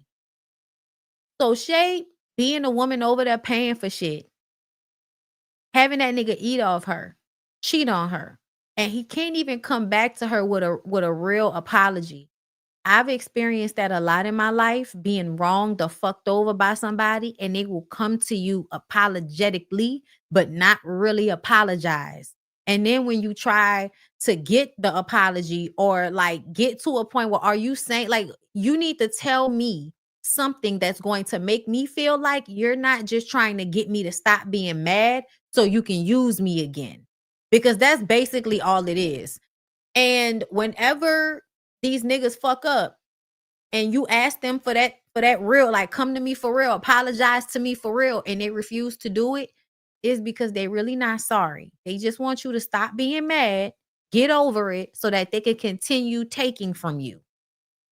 Ignore my disrespect, ignore me hurting your feelings, and if you have any response besides just going along with it and being happy that I'm here, I'm going to make you the problem. Yeah, it is abuse. It's emotional and mental abuse. And so many of the women on this show are literally going through it. Like weirdo shit, bro. So Bobby and Gael leave before everybody else. The rest of them go on a boat ride, child. Pinky Doll and MJ tell Shay about how Hot Topic was saying that Fabuloso was trying to fuck her. And Shay says that she was there and that didn't happen. And she don't know why these hoes got to keep lying. But he wasn't trying to fuck her. And I'm like, girl, you told us about all of the other women he was trying to fuck. Why would you believe that he wasn't trying to fuck Hot Topic? I would believe it just because of the way he moved. Hot Topic can absolutely be a liar and just trying to get some clout off the situation because that's her personality too. But I wouldn't be so quick to dismiss it because she is attractive and he is a whore. She is a hustler and he is a dependent. He's always looking for attractive women that got hustle about them so he can go and fuck them and live in a house. This nigga is a real life homosexual. And to me, your player game ain't good enough for you to be walking around like that. Like you really, when y'all niggas used to cry it really was better because at least women would feel like you were sorry at some point. But see, niggas like Fabo that act like you just need to get over it because they said so. And if you don't, they mad and it's fuck you, even though it's been fuck you the whole time. Why are you trying to act like you sorry in the first fucking place? Because you're not. You just want to use me. Get out of my face. Hey, babe. Très bien. Très bien. What's up? What's up? Gina. What's up? So, example of this, my notes, y'all. Example of regular men being put in place to keep the women in their vicinity from growing. This is an example. Y'all remember I was telling y'all about that, right? Keep the bitch down, okay? Don't let her get too high. Don't let her get too big for her britches now. Keep a bitch in check. That's the mentality. Everybody's a pimp. All these niggas is pimps. I want y'all to just be clear, right? This is the example. Amara is sitting on the boat and she's looking at all of these beautiful properties up and down the waterline. And she says, oh my God, I wonder how much they're selling for because I can use another investment property. Alan says, no, why would you do that? You're about to have 2 more kids. Don't you think you need to go like slow down? Slow down. Don't you think you need to slow down? Why does she need to slow down? She was able to do it with those 2 that you don't help her take care of. Why does she need to slow down, Alan? She obviously needs money. You're not really helping her. Why does she need to slow down, Alan? It's so that you could keep her from getting too high. And if she gets too high, she then becomes inaccessible to your ass. Right? And you're a leech on the fucking ground, slithering around. So Amara says she'll get the property and the children will be able to enjoy it later. That's the mindset that most people who are trying to have generational wealth, trying to build something for themselves, who have families, that's what they're trying to do. Like having a family is not just about fucking women and having babies as proof that your genetics are strong and that your dick works. It's also to like provide something for them that will last in the future. So it sounds like by God, Amara LaNegra is a provider. Sounds like she's a provider. And you're the man telling her that she shouldn't be doing that. Even though you have a wife and kids in a whole nother country to take care of. That's odd. So that's so interesting, isn't it? Joy says, wait, hold up. First of all, Trick Daddy jumps in and says, that's what's wrong with women now. They don't listen to their men. Y'all need to spend more time with your men when your men asking you to stay. Joy is sitting there like, why are you giving advice? Because you know I'll eat your ass up right now. Please don't start. Which means we know how much loyalty, patience, and sacrifice Joy put in their relationship, all for Trick Daddy to turn around and continuously disrespect her and degrade her on this show and then never really want to give her a divorce. I partially blame her for that, of course. Like, you want to still be connected to him for whatever reason, because y'all could have divorced by now. The fact that you haven't shows that there's still something wrong with you. However, you're still not under his control right now, even though you are still legally married to him. So Joy's situation to me is different. And what Joy is peeping is the way Alan is talking to not just them, but the way he's talking to Amara. So Trick Daddy can jump in and tell the women what they need to do. But anytime the women said something, Alan would tell the women to be quiet and stop interrupting because what Trick Daddy was saying was so smart. Miami Tip was like, oh, and how long you and your girl been together, Trick? Oh, yeah, I forgot. You don't have a girl. And then Trick was like, but I got bitches. No, you got money. Girls from fucked up homes that need some old, disgusting, nasty ass nigga to be nice and make promises so that he can get on top of her young body and slap and do his nasty ass big belly business on top of her. Because this is the color purple.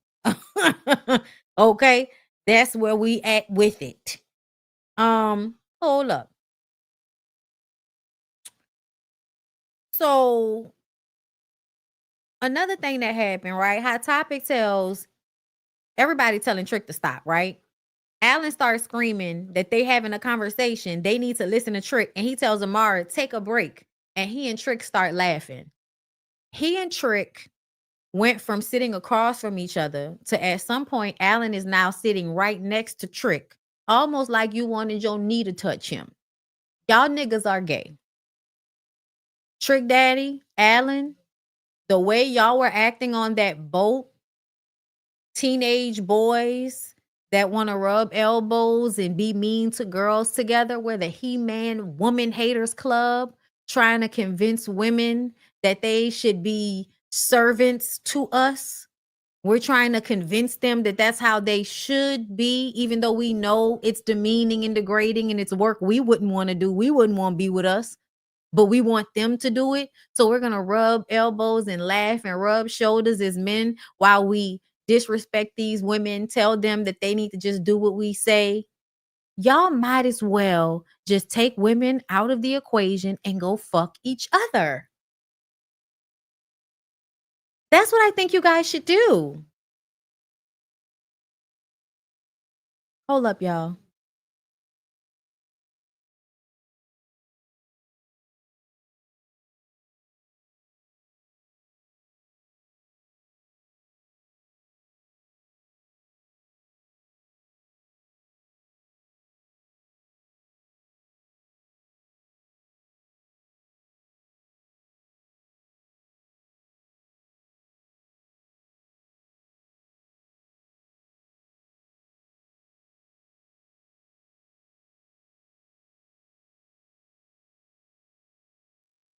All right. Is that better, y'all? Okay. So as I was saying, I know it was fucking up, but I was basically saying that Alan and Trick Daddy needed to go ahead and fuck. They needed to just take the women out of the equation. You don't need to have us there so that you can be all upset and mad that we're not doing what you want us to do. Alan is doing what you want him to do, Trick. You see how Alan is telling everybody to be quiet and listen to you because he thinks what you have to say is so smart and so great. And you see how you like him so much that you kind of see his point of view and you defend him to MJ and you tell Amara that she needs to listen to her man and all of that. You see how you value Alan and Alan values you, but y'all don't value any of those women. That means that y'all don't need to fuck those women. Y'all need to fuck each other.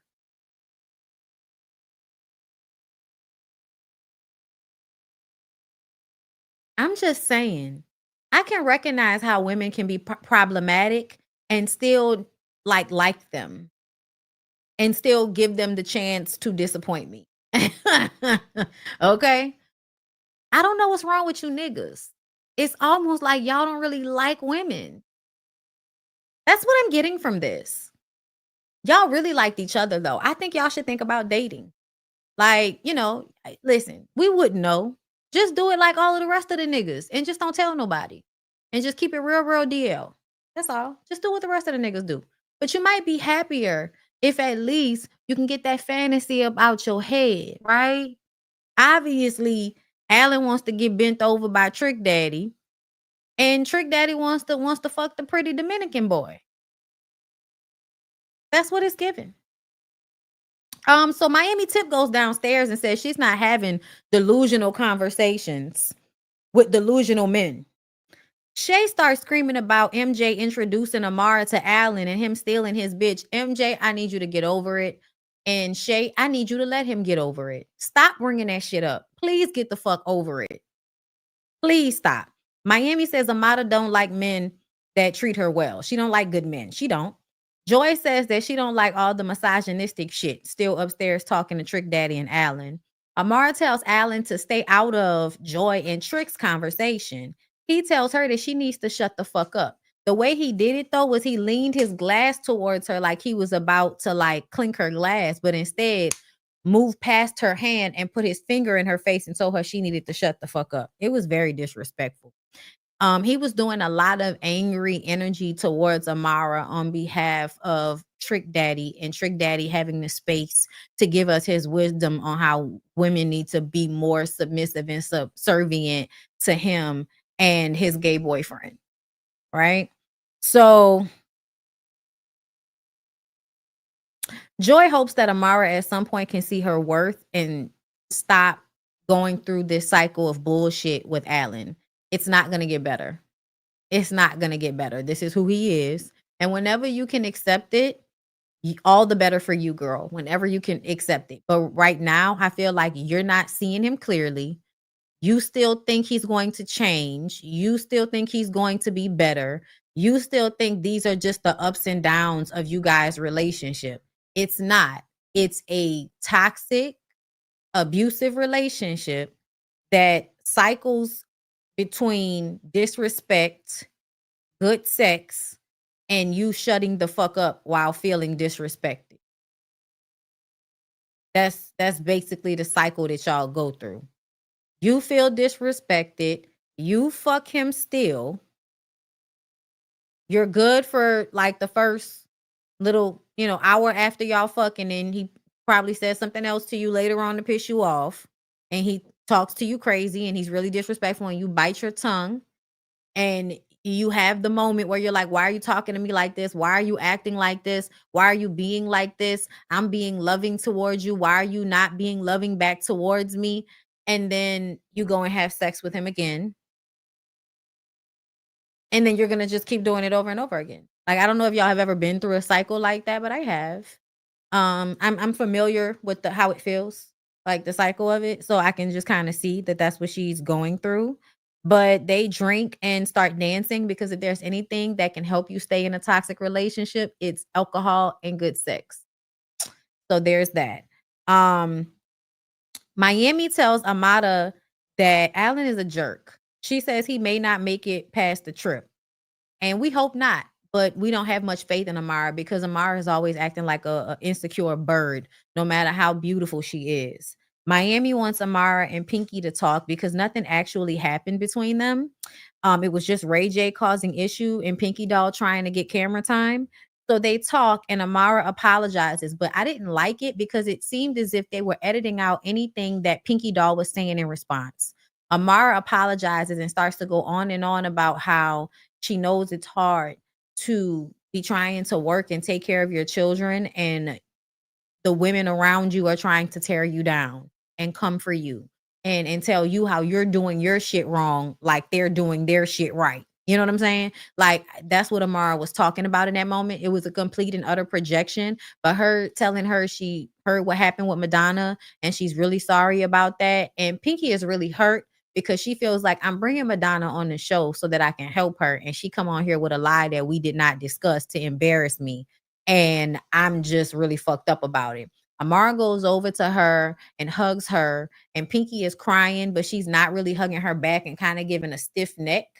And I was like, I don't know what's happening here, but I feel like Amara was overextending herself, and I wish that she would not. I wish she would just apologize to, Pinky Doll for her part in it and moved on, because Pinky Doll was really the one that came in doing the most for no fucking reason at all. Pinky Doll was really the one that needed to apologize about what happened between her and Amara. That wasn't really about Amara. That was about you trying to have camera time and make a scene so that they would cycle you in. Like, that you're filming, but you don't know what's going to make it. So if you act an asshole every time the camera's around, there's a good percentage that some of that stupid shit is going to make it into the show, right? Which means you'll get your check another day. And we see how she worrying about the TikTok ban. So it's a possibility that she could be losing out on that $100,000 a month that she making on TikTok. Later that night, MJ is still talking a trick about them, Alan and Amara, being accountable for what happened. And I just kind of feel like along the way somewhere, I think that MJ's mom made a victim out of him, and that's a role he just think he needs to always play. But I'm starting to get at my wits end with MJ talking about people being accountable. At some point, what you need to understand is people are not going to always be accountable. And that just means you need to learn to stop giving a fuck. That's really all that means. It doesn't mean fight with them. It doesn't mean keep having the same conversation over and over again about how they don't give a fuck about your feelings. It is about you realizing that they ain't shit and then no longer giving them your energy and acting like they don't exist.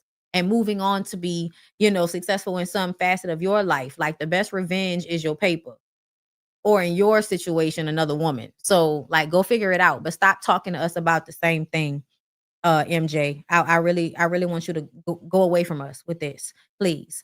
Trick says that he has to get over this. Like, especially you need to get over, your issues with my man. I just need you to get over it, okay? Pinky wants a model to talk to Flo. Alan says no because she needs to be in a good mood for when he put the babies in her tonight. This is a man that sounds like he doesn't even know how, like, he doesn't even really know how it works. It's given I don't have a really good education, but I talk like I know what I'm talking about. So I just say stupid shit. Like, it's given I'm gonna scream and holler like I know what I'm talking about. Like, I'm gonna have a real indignant attitude about any and everything. But the truth of the matter is, I really don't know what the fuck I'm talking about. Like, he keep talking about I'm gonna put babies in her belly, put 2 twins in her belly. Like, okay, sir. Okay. Okay, you're gonna fuck her. We got it. Please stop adding more to it than need be. Um, Amar and Alan ended up wait, hold up. I remember when it came back down to the table for dinner and he was talking about that. And Miami Tip said, "Is this the only contestant, Amada?" That shit was hilarious. Because child, he is not in the running to become America's Next Top Model. He got mad. Amara and Alan take pictures and then she asked him to put it on his social media, but he chooses not to. Tip offers her whole hotspot and he was like, "Get off my dick." You know what I'm saying? Amara can see that he has all the bars, but she just, ignores it. She asks if he's hiding her. And then he tells Tip to stop looking at him.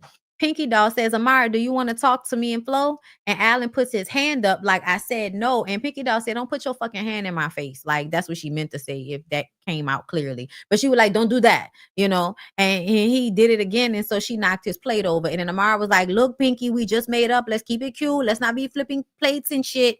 And it's like, Amara, shut the fuck up. And that's what Flo told Amara. Amara, shut the fuck up because Alan is disrespectful as fuck. And nobody has to deal with him being disrespectful just because you over there being deaf, dumb, and blind, dealing with this stupid, low education, really like super duper senior, slow ass nigga. Okay, you really letting a stupid, dumb nigga manipulate you into giving him like really way, way, way too much power in your life. Too like he shouldn't even really be on this show eating off you like this. I don't know how he's benefiting from being on this show financially, but it's too much. It's too much. Okay. Alan then says, because Amar's trying to take him away from the table because he cursing everybody out, they cursing him out. And as she's trying to take him away, he turns around and says that Flo and her sister wanted to fuck him. They did, and that just means they're just as grimy as you. But that does not change the fact that you're still grimy, hoe ass, fuck ass, slow ass, raggedy ass, po ass niggas. Okay? I do not like him. I do not like him. Okay? So they go to the side and she tells him he wrong for how he talking to her friends. And then she asks if he's trying to hide her. And he was just like, "Listen, it's just not the right time to post. We don't know." And that's because he's still with his wife. And his wife know about Amada, but for some reason he wants to like not post, I guess, in order to keep that boundary. But there's probably some other bitch out there that he's lying to as well. And he just uses the wife as a scapegoat. But there's some other girl out there that don't know about none of this shit. And he don't want to post on his social media because he don't want that one to find out. Okay, because niggas like this, they cycle through women because they do so much damage. They have to go and get a new one that has not been damaged yet. They do so much damage so quick that they have to go and find a new one because the other women are now getting hip to the cycle and it becomes harder to deal with. They don't have easy temperaments either way, right? If you notice, niggas like Fabo, niggas like Allen, they ain't shit. They treat women terribly. They talk to them disrespectfully. Like they do a lot of negging and aggy ass shit to women. And if women do anything possibly in return, then they act like they're a victim. Like that's what most of these men have been doing. Like it is very like weird behavior to like witness, right? Because I think as women, when this shit happens to us individually, we don't really know what's happening. But when you see it on these reality shows, you can really put it up against some shit you done been through and release yourself from the illusion that there was something that you should have done in order for that stupid ass relationship to work out. Cause the way Fabo set Shay up, that shit was so fucked up. And that's why I say it's mentally and emotionally abusive.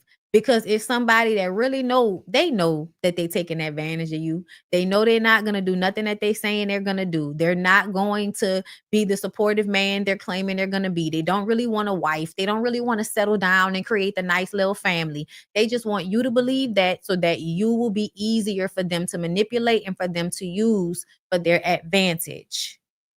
So yeah, it's extremely fucked up when you think about it that the woman is being emotionally honest in a situation, meaning that even with her faults, she's still being extremely honest with how she feels and what she's willing to do in order to make the relationship work.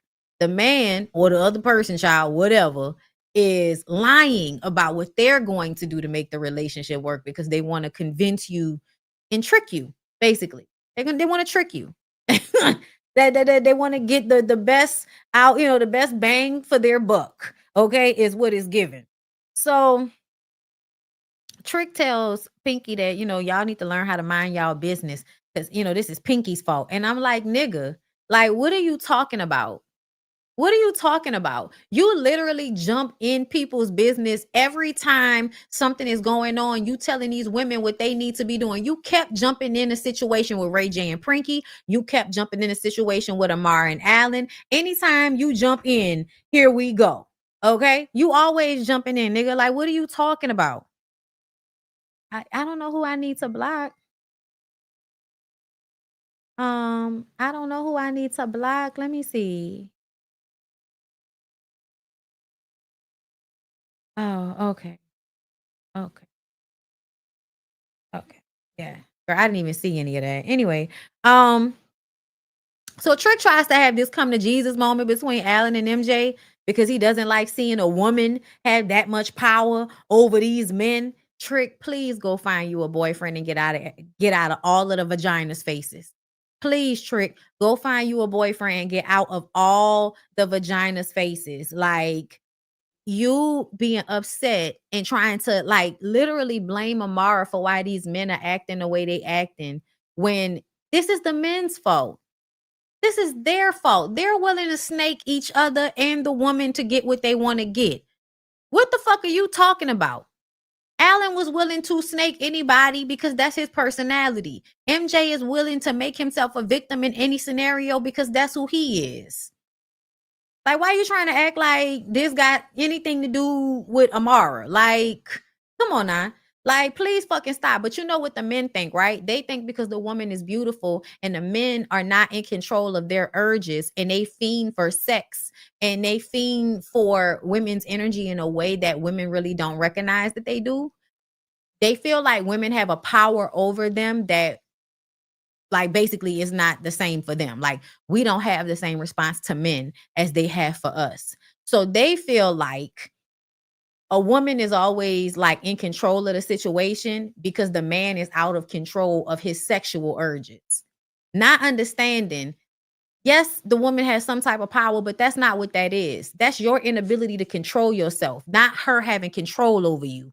That's the same thing that fuels purity culture. Right? If y'all hear anything about the shit that goes on in purity culture, the schools and the, evangelicals and what they teach the kids and how they put on the little white girls, and I'm talking about, specific people, but they do this to black girls too, where they always policing you because you can't be making a man stumble. Your shoulders, your lip gloss, whatever about you, even as a child, can make some grown ass man stumble. And you are constantly being made aware that it's your responsibility to not be attractive to some nigga. As if it's something that you can actually control, as if women have ever been able to actually control what men are attracted to. Like, but I'm just saying, like, there's levels to everything, but that's the same mentality, y'all. That's happening over here. Okay. How they treat women. You know what I mean? Like, oh, I'm so upset that y'all letting this woman have power over y'all. Them two bitch ass niggas ain't gonna be able to come to no calm or nothing. They not. Okay. They not. What else happened? He gonna put babies in her. He keeps saying that. That nigga retarded. Anyway, so the ladies try to talk some sense into Amara. Amada is talking about how much fucking she was doing the night before. Tip asks, how could you be down there guzzling dick after he spent the whole day disrespecting you? I mean, because she was guzzling dick the whole time. If this man keeps saying little slick shit, telling you to shut up, like he's making you feel bad about yourself, and you're quieting yourself so that you can deal with his disrespect, and so that he'll eventually go back to being nice to you again, right? That's what you're doing. So you're proverbially sucking dick in that moment, right? Allowing him to have his way and not getting anything out of the deal. So you already sucking dick. So it only makes sense for you to finally get something out of it at the end of the night when he fuck you. I hope it was worth it. Okay, because you talking about, how much you got stretched out. That don't really tell me that the dick was good. Like, I'm just saying, sometimes y'all think getting banged out is good sex, and it's because you haven't had good sex. When she says, our relationships just have their ups and downs. Hot Topics had more downs than up. Tip says that he's disrespectful, and him not posting you was everything that told you everything you needed to know, right? So Amara is like, well, maybe, we still trying to figure it out. Maybe we don't need to post each other. Girl, whatever you need to tell yourself, you're playing yourself. You're playing yourself. You're playing yourself. Shay tells Flo, with no makeup on, that she had sex with Fabuloso while she was on the trip. All that screaming and hollering, and you still gonna fuck him. Flo is mad at Pinky for making nice with Amara. Pinky says that Flo isn't forgiving anybody except for Gael. And Pinky's mad at Gael because she put the battery in Madonna's back. We already talked about that. Y'all, Flo looks so pretty with no makeup. This is when you realize, when we say that they be having too much makeup on, they really do be having too much makeup on. Like, I really would like for this. I want the women to do whatever they want to do, y'all. Please believe me. But this era of lace front wigs with baby hair and an extreme beat on like a everyday basis, I don't know. I feel like the girls are really low-key jipping us out on seeing what's really beautiful about them. Because when I don't think we've ever seen Flo without makeup on. And I was just like, damn, Flo. Like, the makeup don't do you justice. Like, you should do whatever you want to do. But like, it was being able to see like all of your moles. It was being able to see, like, because you kind of have like that darkness around, you have color differentiation in your skin, especially when you are a lighter complected Black woman, right? So, like the parts around your eyes that are a little bit darker, that add kind of more dimension to your face. Like, it was crazy to see her without makeup, and to be like, you really be putting that shit on all the time, like you don't look like this under it. It's too fucking hot in Miami. I wouldn't be wearing makeup all the time if I look like that under my makeup. Like, I mean, I don't know if y'all see me out. I really don't wear makeup like that. Like, as soon as my skin got back right, you know what I'm saying? I was just, oh yeah, no, girl, we're back to only putting makeup on for, special occasions. I'm, if I feel like dressing up extra, but for the most part, I don't want to put a full beat on every time I go somewhere. I don't want to have to put on a full face of, I don't want to do concealer and then foundation and then, do my cheeks and then I don't want to do all that. I don't do all that. I'm sorry. That's too much. Because at some point it's going to be hot and I'm going to wipe and then makeup going to be everywhere. I don't feel like it. I would much rather perspire and then be able to wipe it off and then be refreshed. Okay. Like, I don't need for the makeup to be bleeding all over the place. It's too fucking hot out here. Okay. It's too hot. Then y'all got the wigs on top of that, bitch. I'm hot looking at y'all. I mean, I might be perimenopause or whatever the fuck. I don't know. But what I do know is I be hot looking at y'all. Y'all be doing a lot and it seems unnecessary. Big Mike and Mama D and Shay's mama showed up with a Benz truck.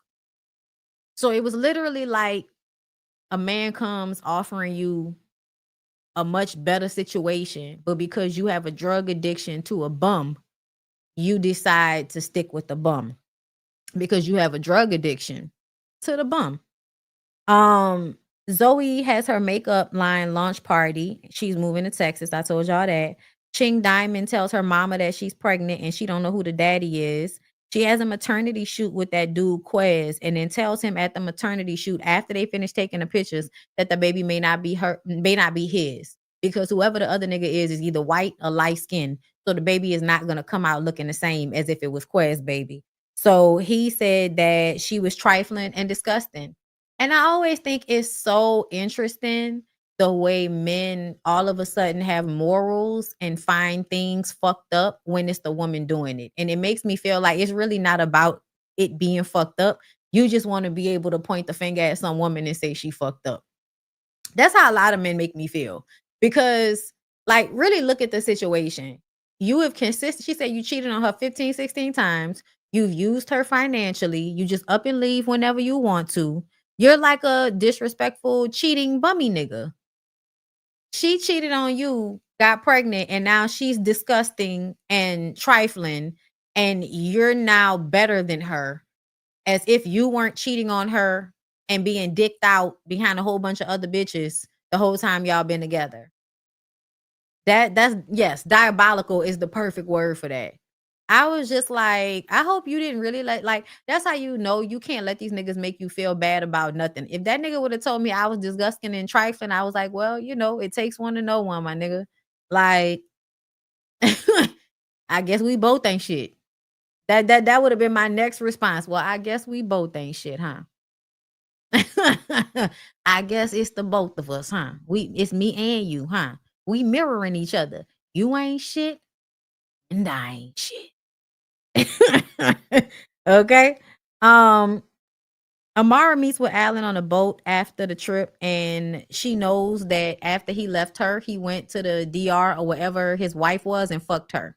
And now Amara and the wife have talked, exchanged phone numbers, exchanged information. And she was like, listen, at the end of the day, she knows me. I know her. I know when you with her, you fucking her. She know when you with me, you fucking me. I don't want to be a side chick anymore. So either you get divorced or this is over. Well, he tells her that he not doing that. He not doing that. So that's that on that. Eliza.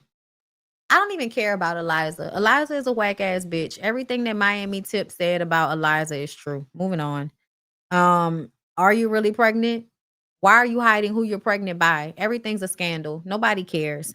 Shay speaks with Fabuloso. If she let go of the past, he will give her everything. So here's the thing. In order for you to actually be a better person, we can't just forget the past. You would have to actually break the part of the past and dissect it to such a severe level that we would have to understand why everything happened, why everything took place. We would have to talk it out ad nauseum. And then you would have to do things after the fact that would show that you were being different and trying to instill some type of good faith in the relationship. And since I know you're not going to do that, I wouldn't even waste my time having this conversation with you, Fabuloso. He wants to find a nice woman to get married to. So you want a woman that you can live off of, just like you already doing. You want a servant. Um, she wants to hear that she's the only one. She says that she doesn't want to get cheated on. Shay, if you have to keep telling him what he should be telling you as if he's not smart enough to figure it out, you need to know that he's purposefully not telling you what you want to hear, because it's a way to keep dragging it out, to keep dragging it out. It is emotional abuse, love. That's exactly what it is. He knows exactly what he's doing, and you don't seem to be clear on that. You know, but you don't know. And that's because you fucking him. As soon as you leave him alone and like really step away, you can see it clearer. But it's just like any other drug habit. As soon as you get close and you decide to be weak and go back, then you end up going through the cycle all over again. Fabuloso is a bummy ass nigga that is selling women dreams so that he can fuck them and they can take care of him. That's what he's doing. He's doing that with every single woman. That's what he's going to continue to do. And then he's not even player enough to mind fuck you into believing that he would actually change. And that's why I said I miss the old niggas that would at least put so much work into their game that the confusion actually made sense. You know what I'm saying? Like the niggas who cheat on their women and they women be so surprised because they thought they was having such a great sex life and they thought they was so good. And then, like those niggas that can beg, like really, really beg, I'll never do it again. And they act right for like maybe 6 months and then they like revert back to the bullshit. It's how it's harder to break out of those cycles. They're actually more nefarious because it's harder to leave those niggas. But to me, I feel like at least put some effort into you trying to use me for everything I'm worth. Like you're really about to get way too much bang for your buck. And I think most women need to recognize that niggas is really out here just looking for a deal on a good woman, like a car. You looking for a nice looking car at the cheapest price you can get it, which means, a lot of men will always be looking for the next prettiest, dumbest woman. Because if they stay with one woman, then you have to work the kinks out, right? At some point, you're not going to be doing enough and you're going to be required to grow. A lot of men feel like they don't have to grow. So they would much rather just trade you in for the newer model that they don't have to put as much work into. They don't have to change. They don't have to elevate how they are in relationships. They simply just trade out the women because when somebody first meets you, they don't really know the truth. They don't know who you really are. The people who have already gone through this cycle with you, they know you, right? So you have to always be going to find some new supply of woman. But she was mad at him. And I just kind of feel like, Shay, you just continue to play yourself like this, huh? This is on you at this point. You can try to blame Fabuloso all you want to, but at this point, y'all are just being delusional, and it's hard to feel sorry for y'all. And that's basically it. Cheers to your birthday month. Thank you, Wild Child Lady G. Hey, Brandon, thank you for the super chat. No panel tonight. Nope. I feel like y'all probably said that, but my old man brain isn't braining. Hit those likes for my cousin. Yes, thank you, love. Catherine Forehand, thank you for becoming a member. I said what I said. Thank you for becoming a member. Sisters Keeper, thank you for the super sticker. And Maisha, thank you for being a member for 15 months. Congratulations on your boss baby boy. Much love to you. Thank you so much, love. I appreciate you. All right, y'all. That's all I got for y'all. I gotta go. I'ma holler at y'all at some point, probably tomorrow evening, tomorrow afternoon. So y'all have a good rest of y'all day and follow me on TikTok, Instagram, and don't forget about BondyBlue Bites. I just did a whole new upload, so there'll be new videos coming up on that channel as well. So follow me on BondyBlue Bites. All right, y'all. Y'all have a good rest of y'all night. I'll see y'all tomorrow.